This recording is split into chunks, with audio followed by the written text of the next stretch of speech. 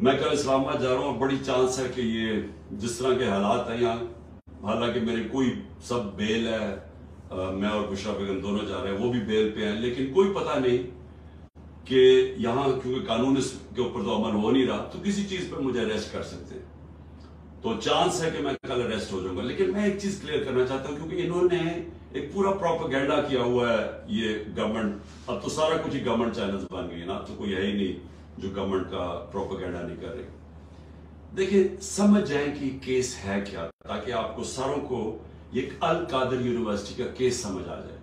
मैं चाहता हूं सारे सोशल मीडिया वाले समझ जाओगे केस क्या है। केस ये है कि मैंने फैसला किया था कि मैं सीरतुल नबी के ऊपर इस मुल्क की फ्यूचर लीडरशिप डेवलप करने के लिए वहां रिसर्च करवाएं, एक यूनिवर्सिटी बनाएं अल कादर की, साथ उसमें मॉडर्न टेक्नोलॉजी जिसमें आर्टिफिशियल इंटेलिजेंस वगैरह वो भी हम पढ़ाएं। लेकिन इसका मकसद ये था, क्योंकि वो दुनिया की तारीख के सबसे बड़े लीडर थे, फ्यूचर लीडर्स प्रोड्यूस करें पाकिस्तान में, उनकी सीरत के ऊपर, उनकी क्वालिटीज के ऊपर, कि कभी हमने इसके ऊपर कोशिश नहीं की। अपने लोगों को हम दीनी बातें करते रहते हैं, उनकी दीनी साइड, लेकिन उनकी जिंदगी, उनकी जो सुन्नत है उसको अमल में लाने की कोशिश नहीं करते। तो ये मकसद था इस यूनिवर्सिटी का। इसके लिए मलिक रियाज ने कहा मैं स्पॉन्सर करता हूं इसको। ये 2000, ये याद रखें अपडेट्स, दिसंबर 2018 में ये सारी इसकी जमीन खरीदी गई। मई के अंदर मैंने इसकी ओपनिंग की, इसकी ग्राउंड ब्रेकिंग की, मई 2019 में। ये डेट्स याद रखें। इसके ट्रस्ट डीड में वाज़े लिखा हुआ है कि जो ट्रस्टीज है, जो मैं हूं और जो बुशरा बेगम क्यों? क्योंकि उनकी बड़ा स्टडी है सीरत नबी पे, उनका इंटरेस्ट है। तो हम ट्रस्टीज वो होते हैं जिनको किसी चीज में ट्रस्ट होता है। मसलन बच्चे कईयों के डिसेबल्ड होते हैं, वो डिसेबल्ड इंस्टीट्यूशंस में इंटरेस्टेड हो जाते हैं, यानी खैराती इदारे ऐसे चलते हैं। तो वो ट्रस्टी बन गए।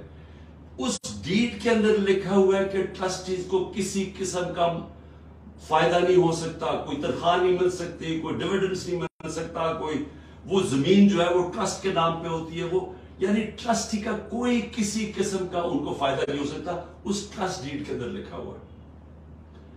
अब उसके बाद दिसंबर के अंदर एक एग्रीमेंट होती है। अब ये जरा गौर से सुने, ये मई में इसकी ओपनिंग हो जाती है, बिल्डिंग बननी शुरू हो जाती है, जो भी पैसा आता है वो सारा बिल्डिंग में सब अकाउंटेड है, वो ट्रस्ट चला रहा है, वो ट्रस्ट के अकाउंट्स हैं, ऑडिट है, सब कुछ अवेलेबल है नैब के पास।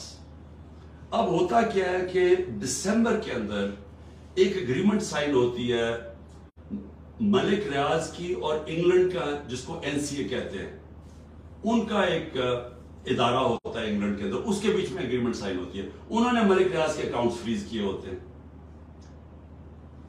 कि सस्पेक्टेड ट्रांजैक्शन है, यानी हम सस्पिशियस ट्रांजैक्शन है, उधर उन्होंने अकाउंट फ्रीज किए होते हैं।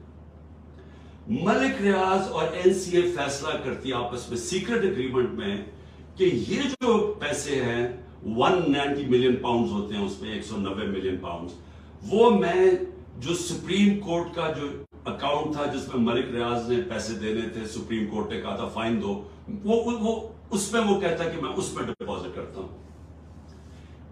कैबिनेट के सामने 3 दिसंबर को, यानी अब ये ट्रस्ट शुरू हुआ है, 3 दिसंबर को एग्रीमेंट आती है कि जी क्या आप ये कॉन्फिडेंशियल, अगर मलिक रियाज और एनसीए के कॉन्फिडेंशियल एग्रीमेंट को मानते हैं तो ये 190 मिलियन पाउंड पाकिस्तान के अंदर आ जाएगा सुप्रीम कोर्ट के अकाउंट में।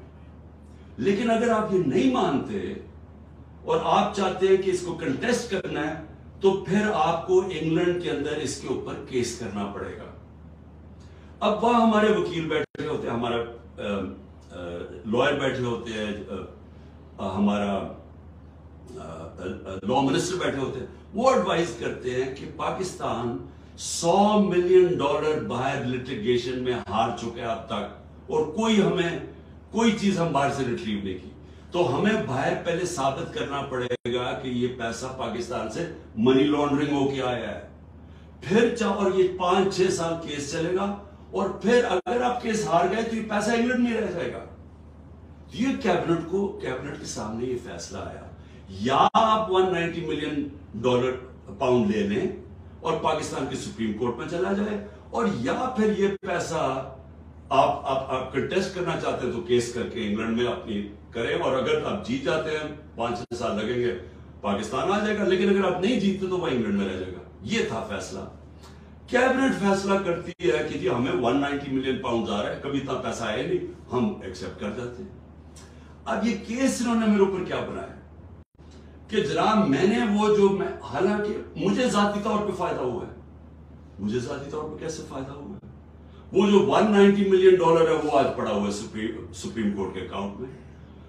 अगर वो समझती है नैब के बोला, ये गवर्नमेंट समझती है कि वो ठीक बात में नहीं आया, वो दूसरी तरफ आज आप जाके रिट कर दें, आप नैब रिट कर दें सुप्रीम कोर्ट में कि ये पैसा दूसरी बात में ले आए, वो पैसा तो पाकिस्तान आ गया ना, और मुझे उससे क्या फायदा हुआ है, और दूसरी तरफ कि अल कादर यूनिवर्सिटी से मुझे कोई फायदा हुआ है?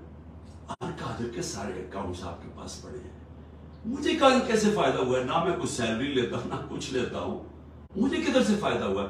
ये ऐसा है कि शौकत खानम से मुझे फायदा हुआ है, या मैं नमन यूनिवर्सिटी से फायदा हुआ है? मैं ट्रस्टी हूं, ट्रस्टी ना कोई सैलरी ड्रॉ करता है, ना उसका मुदाखलत होती है, वो एग्जीक्यूटिव बोर्ड चलाता है। ये है केस जिसपे मुझे उन्होंने वहां से अगवा करके रेंजर्स ने पकड़ के उठा के ले गए थे। ये है वो केस कि ना मुझे कोई फायदा है, ना कोई जाती फायदा है, ना वो साबित कर रहे हैं, लेकिन कह रहे हैं कि क्योंकि कैबिनेट में फैसला हुआ, आपको पता नहीं। ये समझ जाए, क्योंकि हो सकता है कि मुझे जब कल पकड़े और इन्होंने सारी चीजें करनी है, ये मैं नैब की इन्वेस्टिगेशन ज्वाइन कर रहा हूं, मैं आपको बताना चाहता हूं कि ये है वो केस। जी।